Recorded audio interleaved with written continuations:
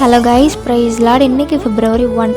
கடந்த மாதம் ஃபுல்லாக நம்மளை ஆண்டவர் கண்ணும் கருத்துமாக பாதுகாத்தாங்க. இந்த மாதம் முதல் தேதியில் ஆண்டவர் உங்களை பார்த்து சொல்கிற வார்த்தை என்னென்னா, எல்லாவற்றிலையும் ஸ்தோத்திரம் செய்யுங்கள். ஆமாங்க, பைபிளில் யோபு அப்படிங்கிற ஒரு மனுஷன், அந்த மனுஷனுடைய வாழ்க்கையில் அவனுடைய ஆடு மாடுகள், குமாரர்கள் குமாரத்திகள், அவனுடைய உடைமைகள் எல்லாவற்றிலையும் அவன் இழந்த போதிலும் ஆண்டவரை பற்றி கொள்கிறதுல அவன் வைராக்கியமாக இருந்தான். அப்படி ஆண்டவரை பற்றி கொள்கிறதுல அவன் வைராக்கியமாக இருந்ததுனால அவனுடைய முன்னிலைமையை பார்க்கல, அவனுடைய பின்னிலைமையை ஆண்டவர் ரெட்டத்தனையாக ஆசீர்வதிச்சாங்க.